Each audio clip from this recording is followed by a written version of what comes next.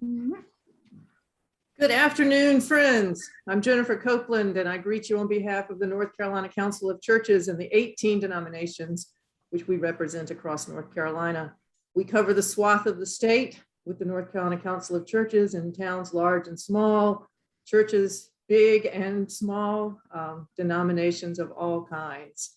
So we're glad to be here today with our friends from the Justice Center and also Education Justice Alliance. Happy to be co-sponsoring this event with Pastors for North Carolina Children and Every Child in C.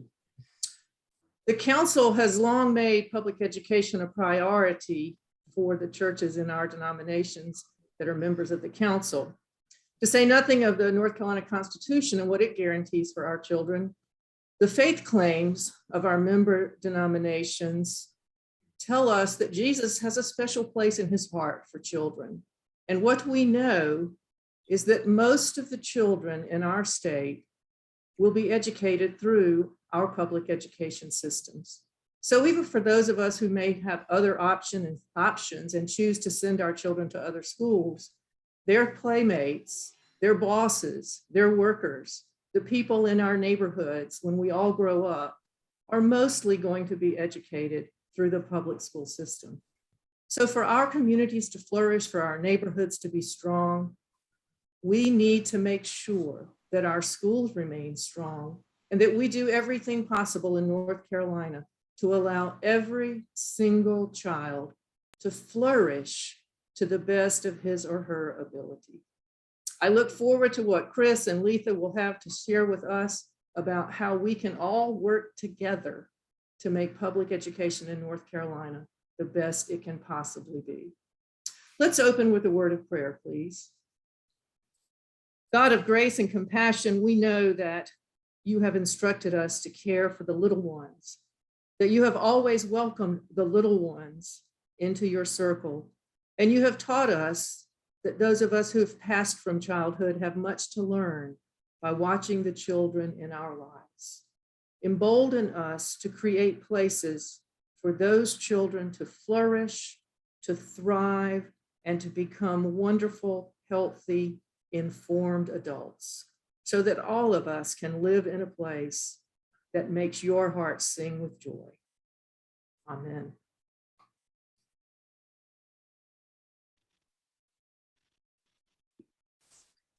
Hi, everyone. My name is Reverend Suzanne Miller, and I'm the Director of Pastors for North Carolina Children. We are mobilizing faith communities to advocate for our public education system in the state. And we are so excited that you're here today. I want to introduce our first presenter this evening or this afternoon. Kris Nordstrom is the Senior Policy Analyst at the North Carolina Justice Center, and he's also a part of the Every Child in C Coalition. You'll be hearing more about that. And so, Kris, we want to give you a chance. He's going to share about 15-20 minutes of information with us. If you have questions, please put those in the chat. I'll be collecting those and asking them at the end. We're going to have time after Kris and Letha both present to answer your questions. And also, if you would stay on mute, please, that would be helpful for the recording. And then afterwards there again, we'll take questions. So Kris, go ahead and take it away. Thank you, Suzanne. Let me just pull this up. So there we go. So here to give you a brief overview of the Leandro case and really just help explain why this Leandro case presents a truly generational opportunity for improving public schools in North Carolina. So start off, what is Leandro? I'm not a lawyer, and like me, I find lawsuits, court cases pretty complicated. But the Leandro case, even though it's been going on for 27 years, there have been lots of ups and downs, and lots of complicated topics covered, the sort of 20,000 foot view is really straightforward. The state has a responsibility to provide every child with access to a sound basic education, yet they've never done it. And this is something that the courts have found consistently since 1994 when this case was first filed. It truly is a state responsibility. Here you can see the language from the Constitution says the General Assembly shall provide for a system of free public schools. The responsibilities are further delineated in the state's general statutes, where it places responsibility for operating costs on the state government and responsibility for capital costs on county governments. Despite this sort of delineation of responsibilities, what you see is the state still only provides about 65% of operating costs in a given year, with locals providing about 25%. So just to give you a sense of what this looks like and just, sort of try to make concrete the extent to which counties are filling in holes that the state is not providing. Just look at some of the positions that are funded with local funds. You can see central office managers, about half across the state are funded from local funds. Non-instructional support personnel, these are your bus drivers, your substitute teachers, your teacher assistants, almost 30% are funded out of local funds. Teachers, the percentage there, about 7% of teachers are hired out of local funds. Not a enormous percentage, but certainly, we don't think we are overflowing with teachers, and it's a large number of personnel. Instructional support, these are your school nurses, your psychologists, your counselors, your social workers, your librarians, almost a little under 30% funded from local funds. And then your assistant principals, again, almost 30% funded from local funds. And one of the things that the Leandro case is looking to address are the unprecedented budget barriers faced by public schools. And this is really summed up in what's called the Leandro Consultants Report. And I'll circle back to talk about what the Leandro Consultants Report is. But they found that the past decade has moved our state further away from meeting our constitutional obligation to provide every child with a sound basic education than more than 20 years ago. And this is a really important point. North Carolina has never done a good job of funding its schools. Prior to the Great Recession, we ranked 43rd in per student funding, 28th in average teacher pay, 42nd in effort, which is a measure, it's a simple measure. It really just looks at school funding from state and local sources as a share of the state's economy to help allow some better apples to apples comparisons than simple per student funding numbers. And, we were given a grade of F for our school funding levels by Education Week. But over what you hear a lot from legislative leaders is that, our public school budgets are at all-time highs. And that funding for schools has gone up billions of dollars since the Great Recession, which on its face is true, but it is deceptive. So if you look at the nominal budget for public schools in North Carolina, this is the state funding, it has gone up 19% since 08-09. But those nominal numbers don't account for some of the cost factors. So it does not account for enrollment increases or inflation. When you just take those two simple measures into account, you go from a 19% increase in school funding to, in real terms, a 3% decrease. But even that measure sort of underestimates the extent to which actual resources available in the schools have been diminished over the past decade. When it comes to the actual cost drivers of public schools, there are really three big ones. First is enrollment. Second is salaries. Most of what we spend money on in schools are people.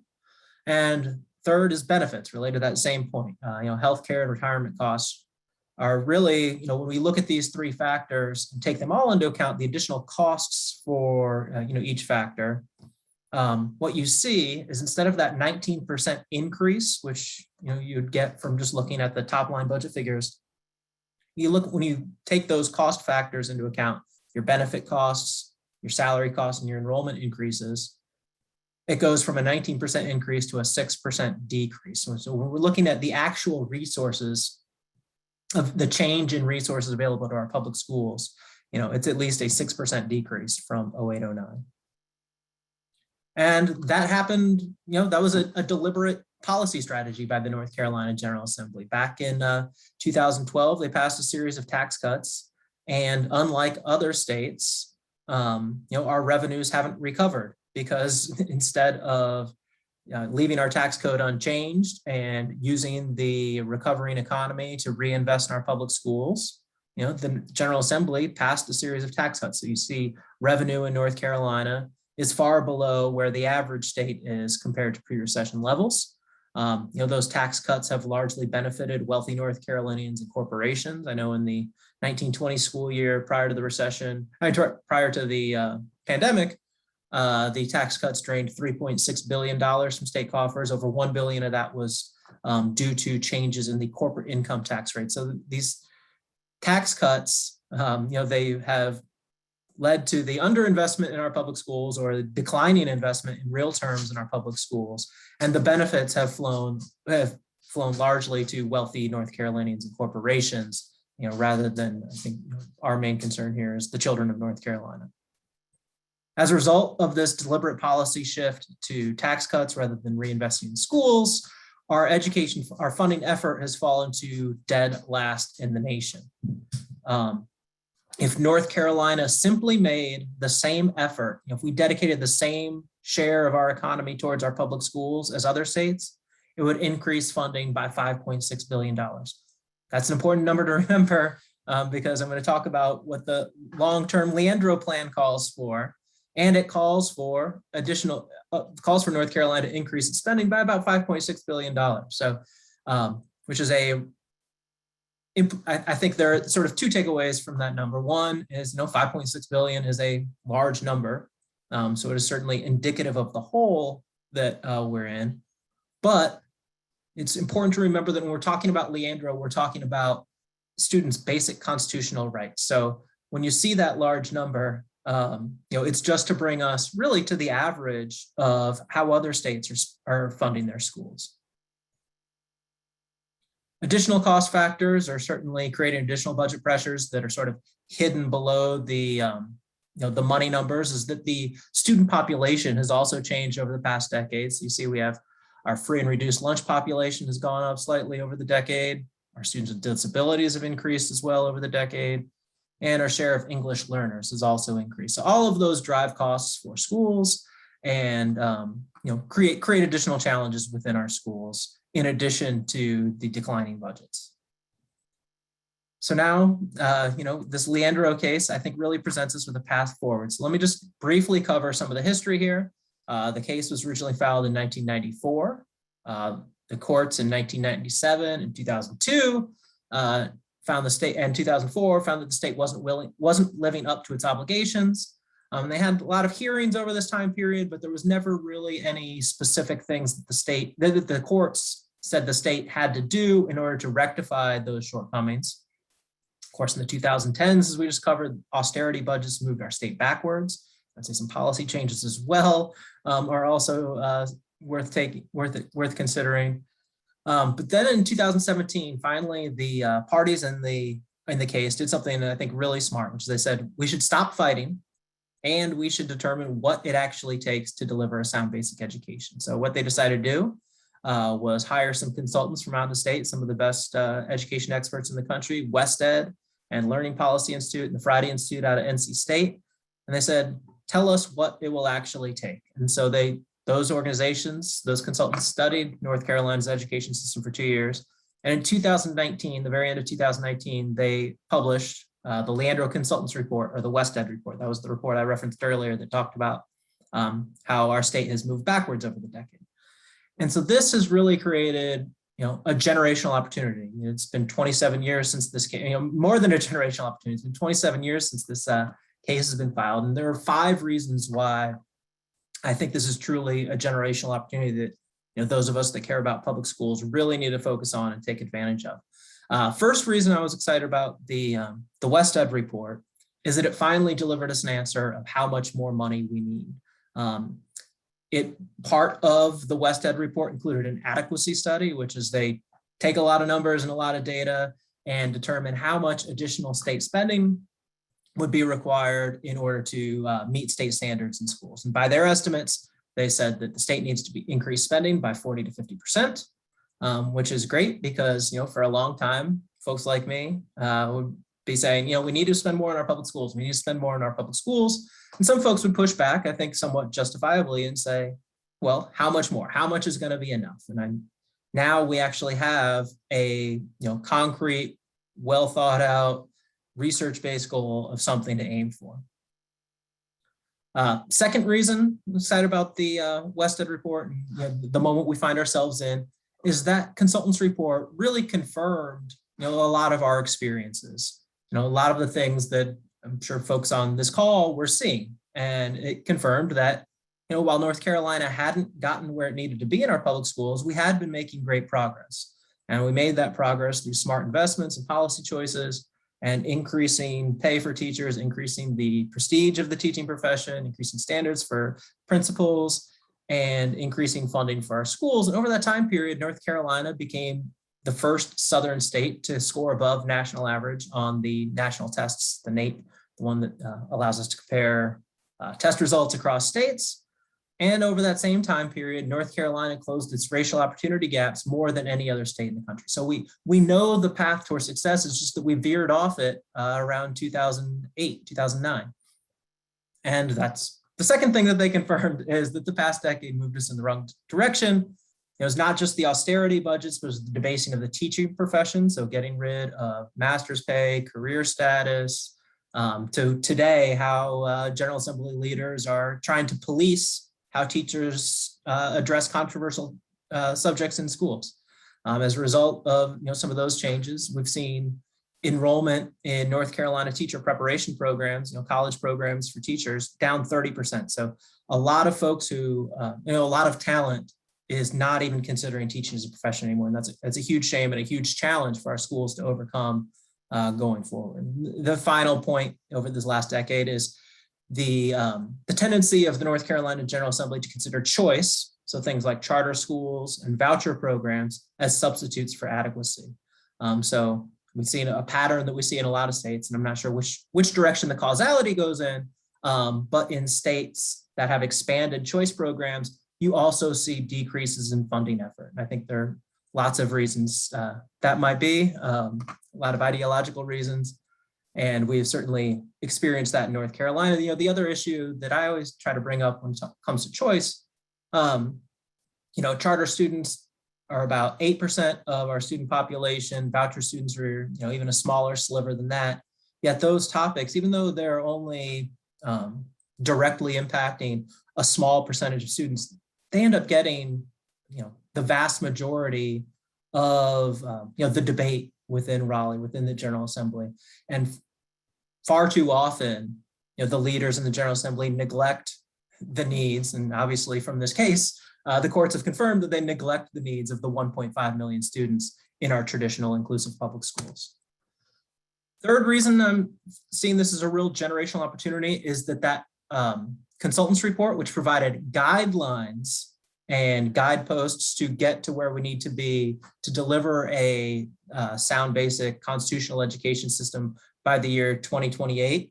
That has been converted into a real state plan, that provides specific steps the state must take. So, when the WestEd report was published, the court said, yeah, this is great. The plaintiffs, the defendants, they all said, yeah, this all makes sense.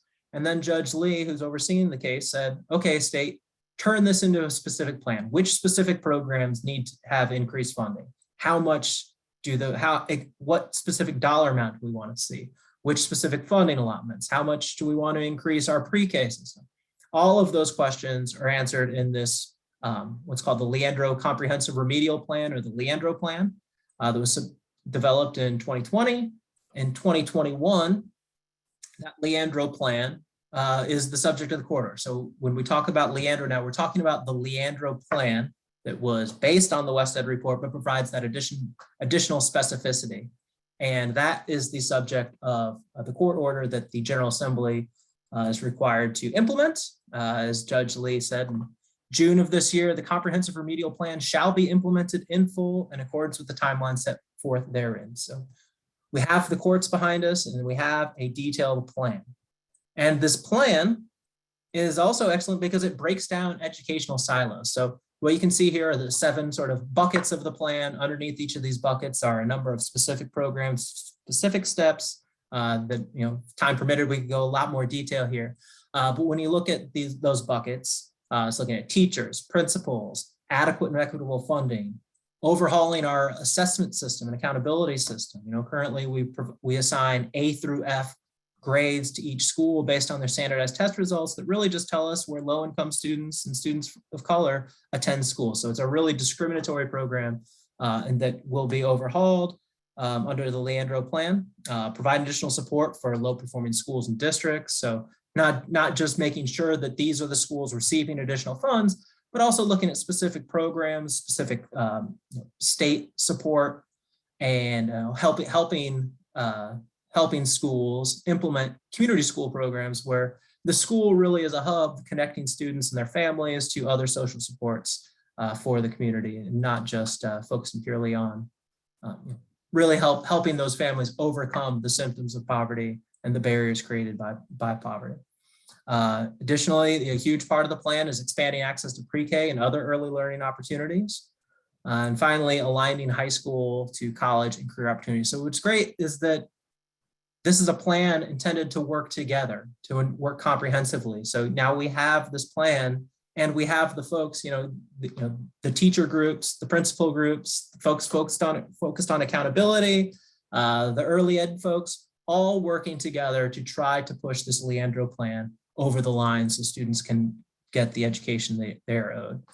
I think Judge Lee summed it up really nicely when he said these recommendations are not a menu of options, but a comprehensive set of fiscal, programmatic, and strategic steps necessary to achieve the outcomes for students required by our state constitution. Final reason I think we're at a real great generational opportunity is that a winning coalition exists. We helped bring together the Every Child NC coalition that Letha is going to talk about a lot more when I'm done yapping. But we know from other states, North Carolina is not the first state to go through this process of school finance litigation.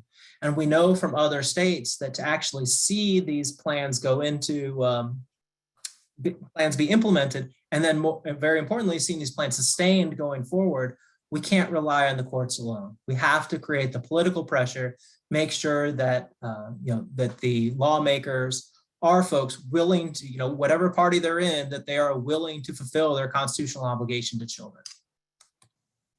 What does the Leandro plan mean for your school district? Just want to highlight a few tools we have available on the Every Child NC website. There are 2 tools available right now. The first breaks down the impact on your public schools budget. And so if you go to Every Child NC, click on resources, click on Leandro impact analysis, you'll get this table that shows every single allotment that your public schools get from the state and how that will change under the Leandro plan. You can see statewide is about a 38% increase from these specific allotments. It's a bit of an underestimate because it doesn't include changes to teacher pay and of course other state level programs, things going on in the university system, things going on in DPI that our school districts will benefit from. Second tool here shows the impact on early education on a county basis. You can see there's a drop-down box so you can see specifically how your county is going to benefit from increased investment in NC Pre-K, Smart Start, and the North Carolina Infant Toddler Program. So I encourage you to take a look at those to see specifically how Leandro will benefit your community. So where do things currently stand?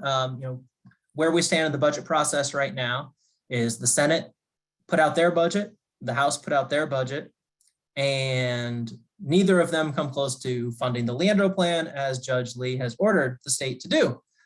So the Senate budget only funded 17% of the year 1 and 13% of year 2. A House budget 48% and less than a third in year 2. What's frustrating about this is that the money isn't a barrier. So both proposals, there's more than enough money in the state coffers to fully fund these first 2 years of the program, of the plan. Both budget proposals, both the Senate budget and the House budget, not only don't fund the plan, but they just leave money unspent at the bottom of things. And this is even after sending money to savings reserves, after their tax cut plans. They just leave billions of dollars unspent that they would rather do nothing with. And if you look there and you compare to the unmet Leandro plan portions in each of their budgets, you can see that unspent revenue line far surpasses the amounts of the Leandro plan that they did not fund within their budget proposals. So it's very, very frustrating that they aren't living up to their obligation, when they take an oath to the Constitution, that they aren't fulfilling that obligation. But it is a policy decision on their part. It is not something due to actual fiscal barriers, for sure. And so because of their unwillingness to fund the plan, we expect them to, sorry, I need to back up a second. As I mentioned, the Senate has put out their budget, House put out their budget. The next step in the budget process is they put out what's called the conference budget, where they work out, their sort of compromise between the House and the Senate. We are expecting that really any day now. We are not really anticipating that it will fund the Leandro plan, but we will see if that comes out in the next few days, maybe this week, maybe next week. Regardless, Judge Lee set a deadline, and he said that they have until October 18th to put out a budget that fully funds the plan, or there will be consequences. What those consequences will be, I don't know, and I don't want to speculate, but there are certain things that he can maybe try to do to force the General Assembly's hand, and we will see on Monday what that looks like. I will see a number of chats there, so I'm sure there's some questions, but if anyone has additional questions that I don't get to today, there's my contact information. I'm happy to talk and address any questions folks might have. Thanks, Kris. We're going to leave the questions till the end and see if Letha might address some of them, and then we'll circle back. Thank you all so much for your attention to the data. I think the data is really important.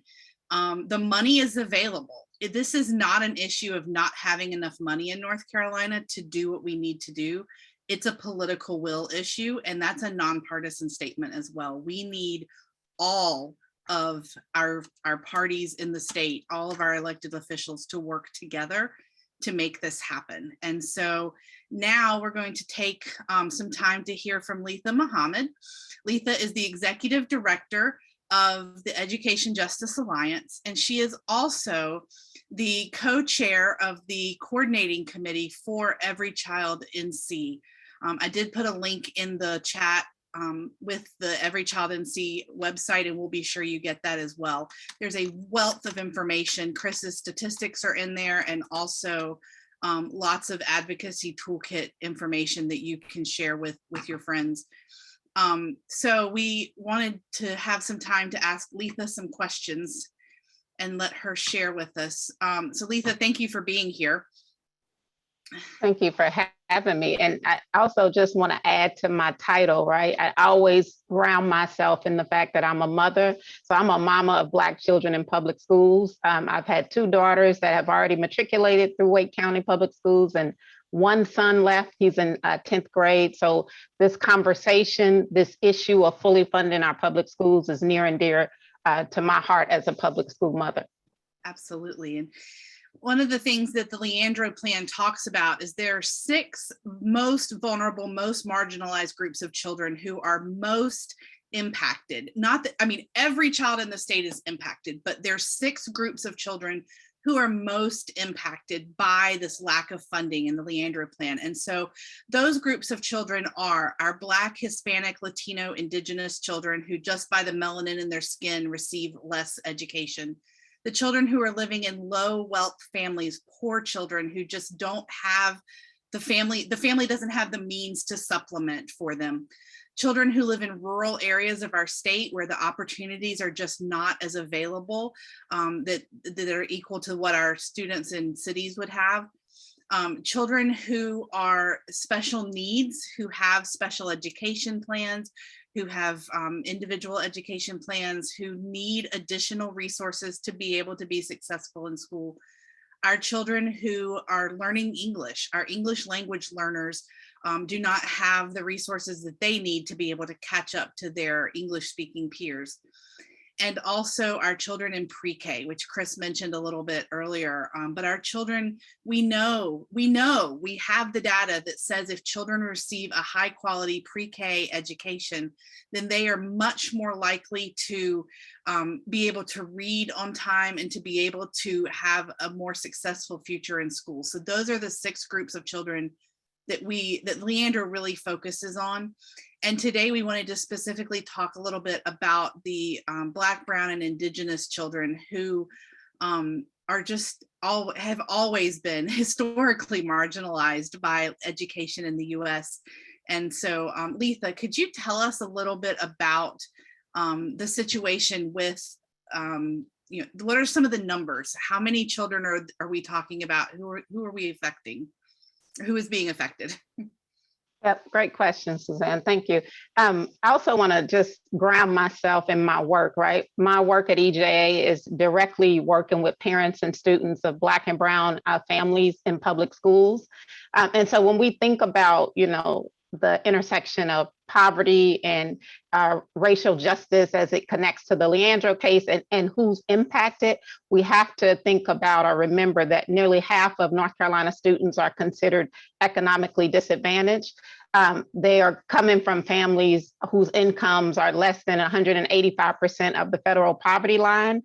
And then almost 1 in 5 school-age children live in households below the federal poverty line, which is just around a little less than 26,500 for a family of 4.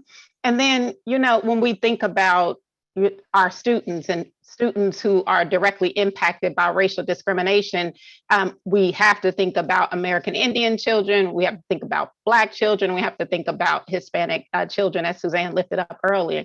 And the Leandro case itself may not explicitly address race. The Leandro Comprehensive Remedial Plan, that's a tongue tie, includes several much needed new programs and investments that will directly benefit students of color who experience racial discrimination.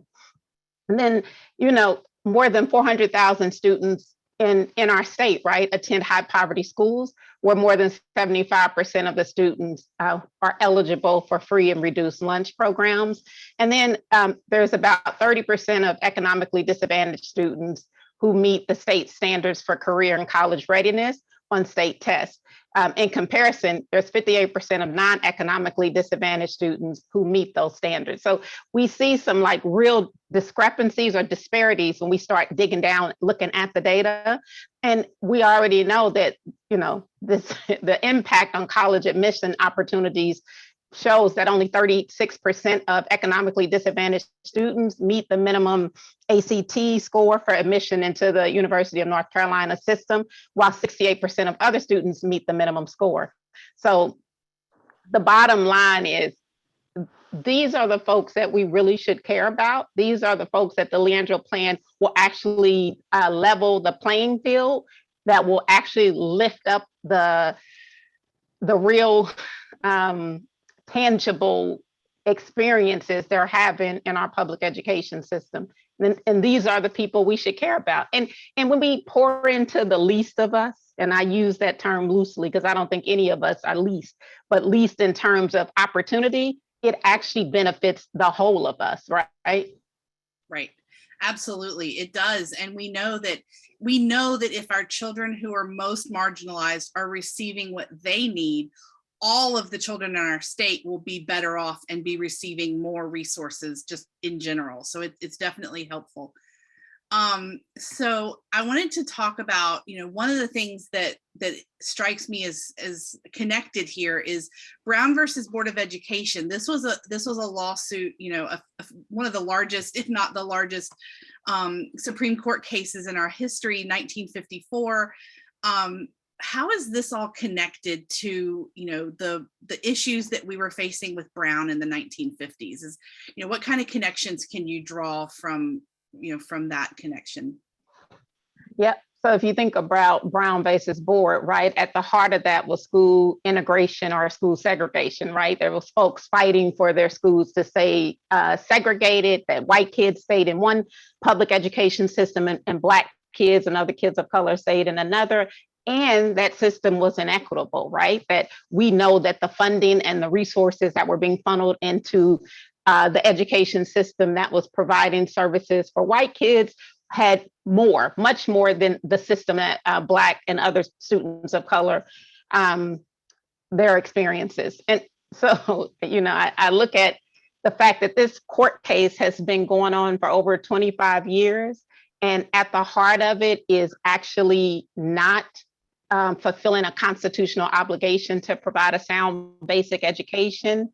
And we think about these populations of children that I mentioned earlier, and the levels of poverty or economic disadvantage that exist.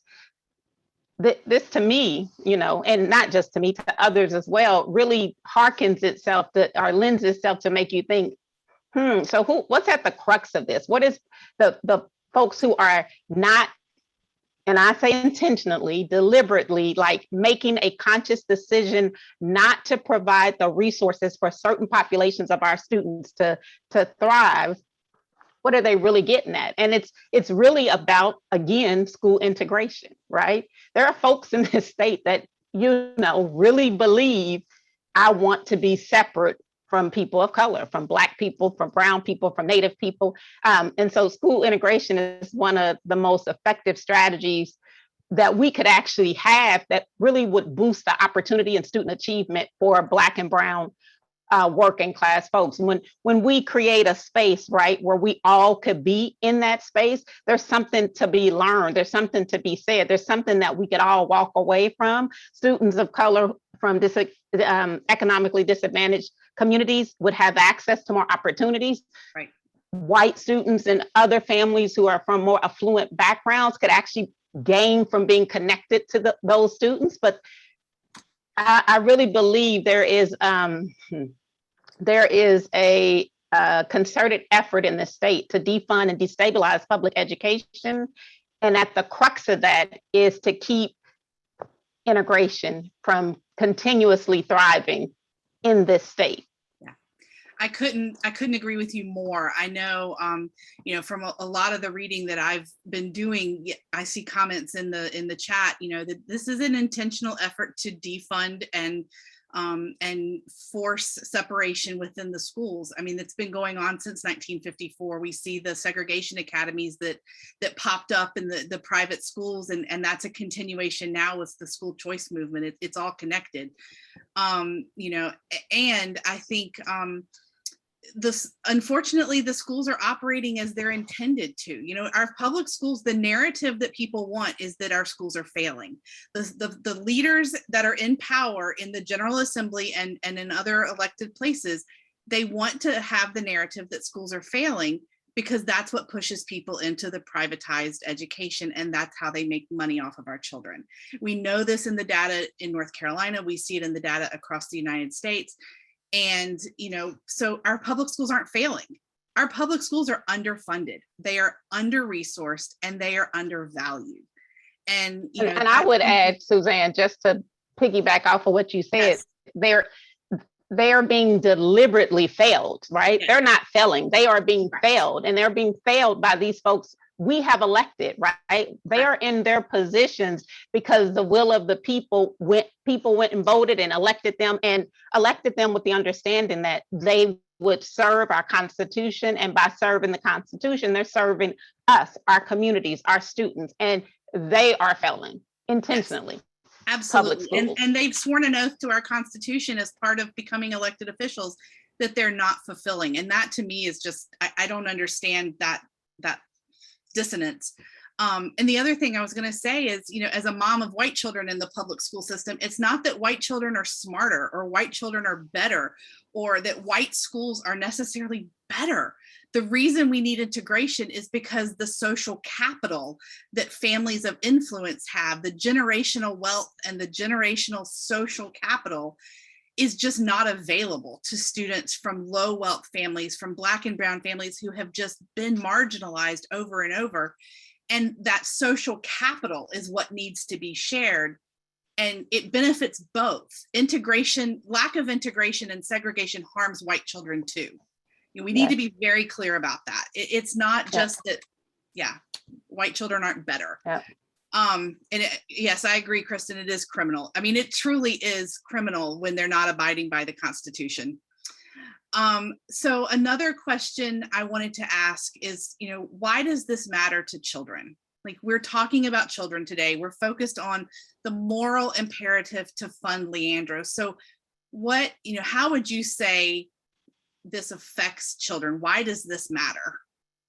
Yeah, and I would broaden that just to say families and children, because children are not children on their own. I always think about kids and students and their connections to their parents. And I always like to talk from the perspective of parents, because if my child is being failed in the education system, that impacts me as a parent, right? So it's all connected. And, you know, I talked a little bit, shared some data earlier, but I'd love to, you know, paint a picture, right? So when we think about the teacher workforce in North Carolina, there's only about 20% of teachers of color that make up the teacher workforce. When we think about curriculum, and, you know, it's kind of like this hot topic right now when we think about this attack on critical race theory that really isn't about critical race theory at all, but it's about equity in education. I must add, and teaching the truth. You know, as a parent of Black students, as a Black woman, as a Black mother, when I think about what I want my children to be exposed to when they walk into their public school, it's important for them to see people in the building that look like them, to have teachers that represent them, that understand them culturally. It's important for teachers that don't look like them to be able to receive training that helps them to be more culturally affirming or responsive to the students that they're teaching. So when I think about fully funding Leandro, and the amount of resources that then could be taken and used to build up our teacher of color pipeline, right? That we can invest some real dollars to cultivate teachers that look like Black and brown and Indigenous students in this state. How powerful would that be? If we could make a real investment in teacher training that really speaks to culturally affirming or culturally responsive curriculum, so that not only do students have curriculum that directly reflects their experience, but their white counterparts also get to learn the rich history that Black and brown and Indigenous people have as it relates to contributing to who the United States is, who North Carolina is in today's time. And then, you know, I think about our ability to provide adequate pay for our support staff. What would it look like to have the funds to, you know, have the recommended number of psychologists in a school building, or nurses in a school building, of counselors in a school building? We're really talking about the supports that schools need in order to create the space to fully reach the students that are in that building. And some of those students we're talking about, we already named, right, that they're coming from economically disadvantaged backgrounds. So we know that there are needs that aren't being met outside of the school building that the families cannot meet. But what if we, you know, prioritize sending funds in an equitable way to the least of us? What would that do to shift the outcomes and the opportunities? Yeah. Yes, absolutely. And I want to just piggyback on that to say, you know, Leandro is getting us to the basement level. I want everybody to really understand that. The Constitution says a sound basic education. This is basement level education. We are not asking for a world-class education at this point. We are trying to get to the basement level. I want to be really clear. I think as people of faith and as people who want to create the beloved community in the world, you know, that Martin Luther King Jr. talked about, like, we want to create this heaven on earth, and we want the world-class education for our students. You know, that is something that I hold as a sincere hope in my faith, that we can provide children with the world-class education they deserve. But we've got to get to the basement first. You can't get to the world-class without getting to that basement. You know, so that is really, really important. And the showdown is this week. So I want to, Letha, with that in mind, take a second to address some of the questions to you and Kris. We have, and this relates back to what you were saying with the nurses and counselors. Jennifer asked, the data shows that school nurses and social workers can do much to mitigate situations that keep children from flourishing in their schools. We know that this is true. So do either of you know how the Leandro plan would address the support services, specifically around counselors, psychologists, social workers, nurses, those types of things? Yeah, it addresses all of those. And what it does is it will fund all those positions at the levels, at the ratios, whether it's like 1 nurse per school or 1 counselor for every 350 students, at the ratios recommended by those professions. So it will finally have those staffing levels where they need to be if this is fully funded and put into place. That's wonderful. And I would know- just could I add to that and just recognize that students who experience racial discrimination disproportionately lack access to physical and mental health supports. So, fully funding support staff in our schools could address that. And they also tend to require more services because they've been exposed to adverse childhood experiences, which also, lead to more exposure potentially to health compromising outcomes, right? And so if we had the school nurses, we had psychologists, we had mental health supports in school. And during this time of COVID, this pandemic where, for a year we were out of school and now we're back in school. And I know as a mother of a teenager and a young adult, like the mental impact that it's having on our young people, we more than ever need those supports in our school to help young people as they transition back into indoor or regular school as opposed to virtual school. Absolutely. I know at my children's school here, and we're in Wake County as well, but my children's school, the nurse is only available on Wednesday. So if you get sick at school, it better be Wednesday. Otherwise, the secretary up front deals with it. I saw her the other day having to deal with bee stings and other things that had happened at school, and that's not her job. That's we need the nurse caring for them. Another thing that I wanted to ask is, I know, Kris, you said you don't want to speculate on what Judge Lee might do on Monday, but what is the precedent in other states for what might happen if the General Assembly fails to meet the Leandro decision Monday? What might we expect to happen? Similar cases have been tried in other states, so. Yeah, so what we've seen in other states are a lot of different approaches. So for example, Ohio and New York, the courts found the state wasn't living up to its obligations under their constitutions, and the courts basically just walked away. I don't think that's what we're going to see here. Judge Lee seems very committed to seeing through an actual solution for students rather than just walking away like the courts did in those states. Other states, New Jersey, Kansas, what the courts did there is they said, the schools are unconstitutional, and they threatened to shut down the schools.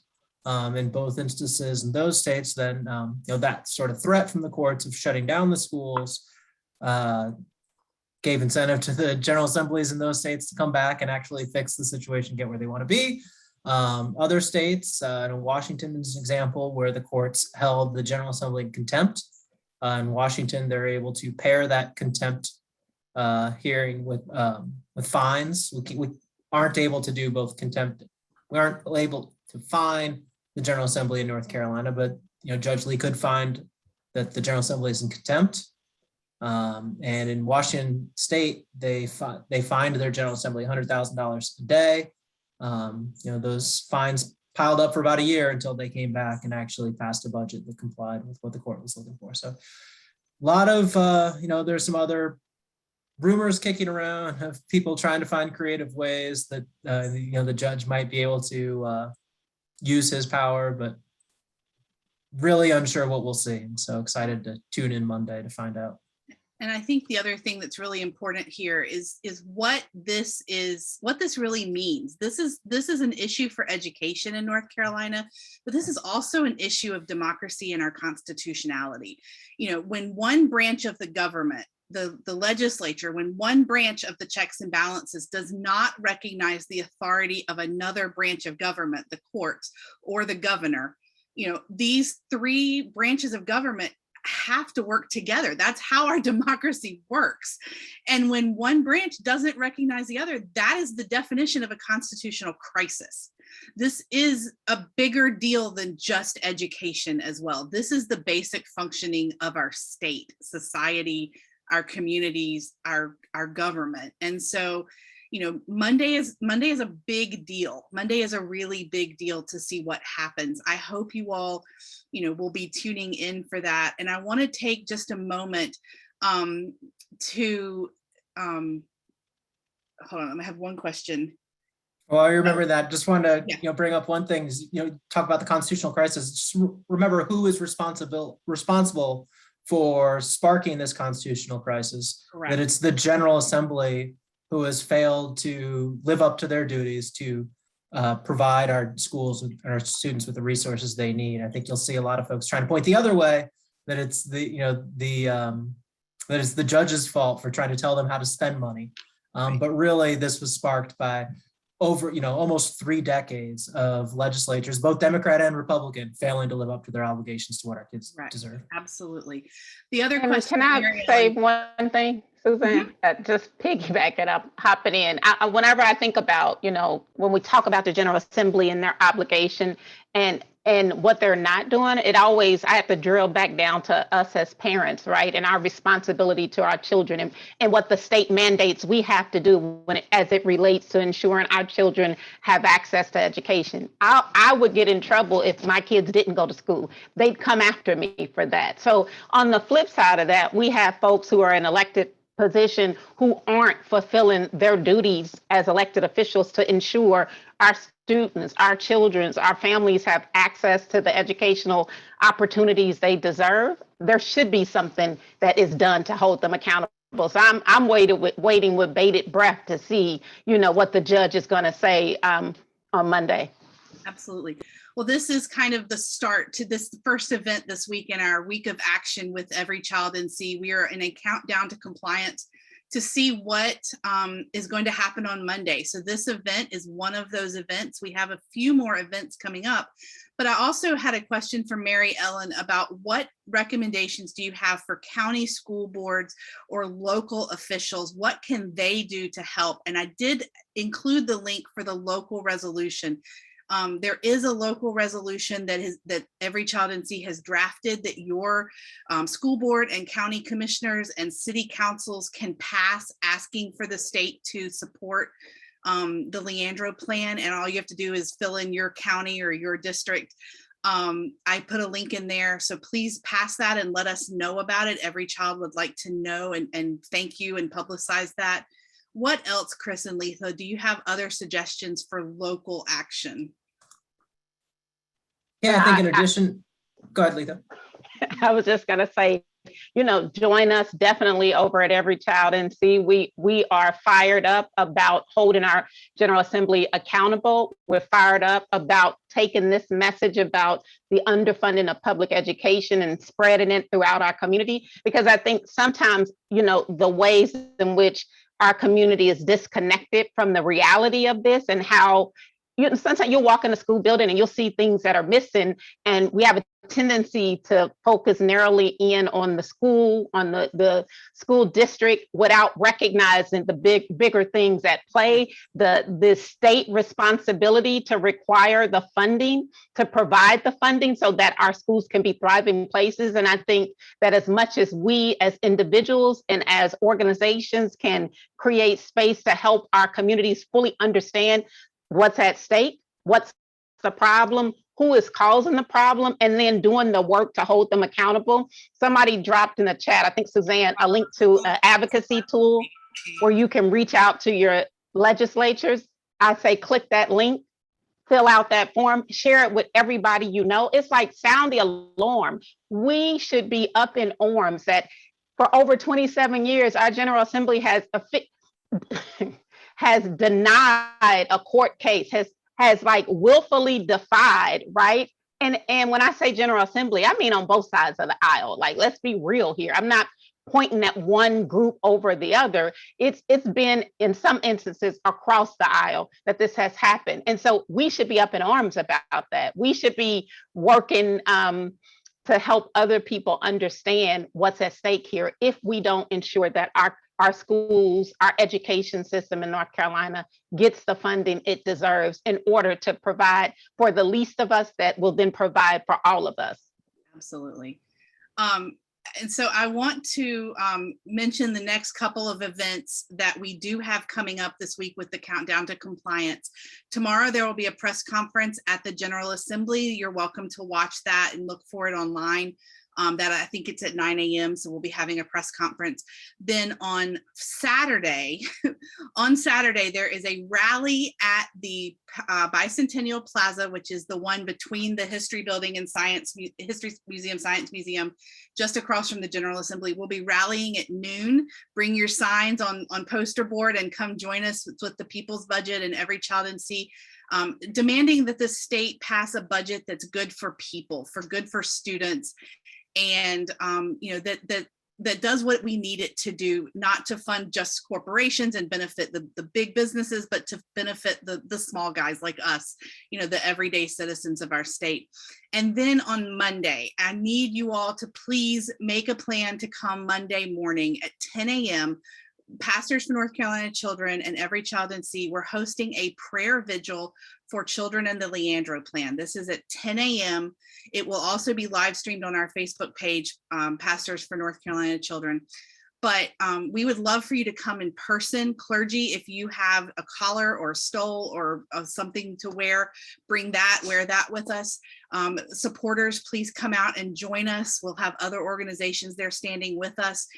And it's going to be a chance for us to lament the 27 years that we have been dealing with Leandro, or not dealing with Leandro, as the case may be, and to pray for our children and all of those who are marginalized by the lack of education and the lack of opportunity, and then to call forth in a prophetic voice, call forth the legislature to do what they need to let the Leandro plan funding flow, to let it out into our state so that they can, the children can have what they need. So we hope you'll join us at 10 a.m. next Monday, the 18th, and that is right before the court hearing. So we will be, praying and lamenting together before the judge has the hearing.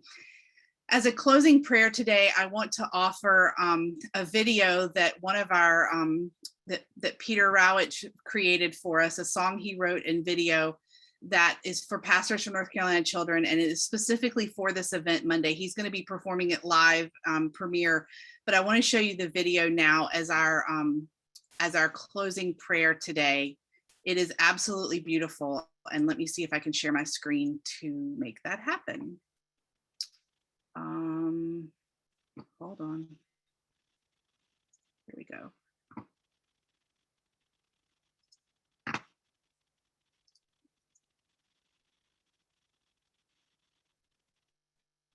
Can you all see and hear? Let me play it. Give me a thumbs up if you can hear it. Schools that need teachers who are qualified and well prepared. How can kids learn with such inequity? Counties haven't got the money for the resources they lack. Hear our prayers to fully fund their basic needs. North Carolina belongs to children. Love and care for them forevermore. They deserve a sound basic education. We're not asking for the ceiling, just the floor. It's been 27 years since Leandro went to court, and over time every judge has agreed. We're obliged to educate all the children in our state. It's a right our Constitution guarantees. North Carolina belongs to children. Love and care for them forevermore. They deserve a sound basic education. We're not asking for the ceiling, just the floor. It's not about the money. You've got more than you can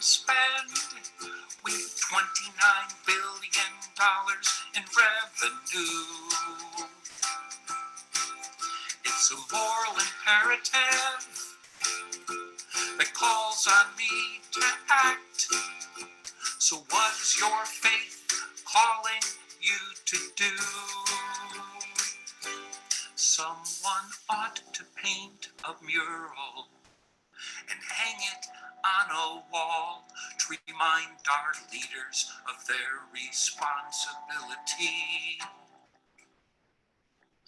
There's still time to pass a budget that shows compassion for each child. Here are prayers to fully fund their basic needs. North Carolina belongs to children.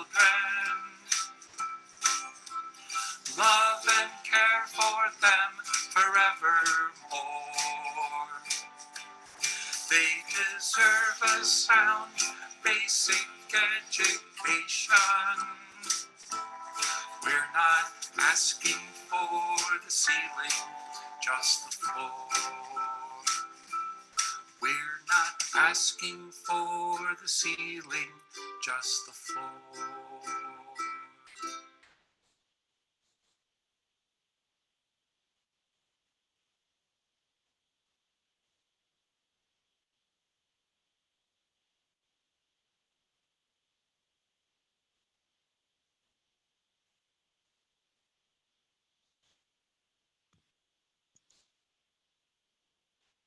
So I want to offer a special thank you. I know Peter's on the call here today.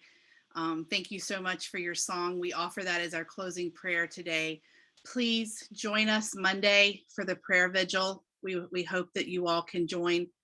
And that mural is in the General Assembly. It was placed in 1994. The legislators literally walk by it every day in and out of the main north entrance. So the irony there, I think, is just, it's incredibly thick. So anyways, thank you all so much for being with us today. And I'll hang on the call just a second if anybody has questions, or we'll be sending out the information as well. So thank you all so much. Thanks, Suzanne. Thanks,